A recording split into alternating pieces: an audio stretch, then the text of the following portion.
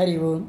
బొంకనివాడే యోగ్యుడు హరిపుంజములెత్తిన చోట జివ్వకున్ జంకనివాడే జోదురభ సంభున అర్ధికరంబు సాచినన్ గొంకనివాడే దాత మిము కొల్చి భజించిని వాడే పో నిరాతంక మనస్కుడెన్నగను దాశరథి కరుణాపయోనిధి.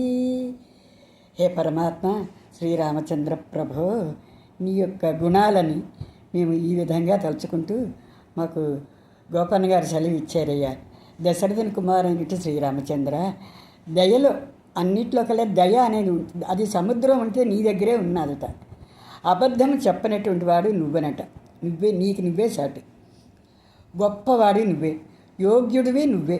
శత్రువు బాగా దగ్గరకు వచ్చి, శత్రువు వచ్చినప్పటికీ భయపడకుండా వాడే, శత్రువు వచ్చినా భయపడినటువంటి వాడు వీరుడు నువ్వే, ధీరుడివి కూడా నువ్వే. అదే మాదిరి యాచకుడు చేయి చాచి దానం అడిగినప్పుడు మంచి మనసుతో దానం చేసేవాడే అసలైన దాత. నిన్ను పూజించేవాడే అనుమానం లేని మనసు ఉన్నవాడు సుమా.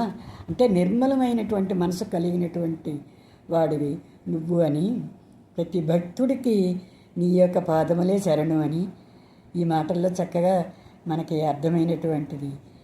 ఆ గోపన్న గారి ఒక ఆయన యొక్క భక్తిని మనందరికీ ఈ విధంగా భక్తిని కలుగజేయడానికి చెప్పిన ఈ 4 మాటలు మనకి చాలు అని ఆ శ్రీరామచంద్రుడమూర్తికి పాదములు శరణు వేడుకుంటూ సర్వం శ్రీరామచంద్రార్పణమస్తు. స్వస్తి.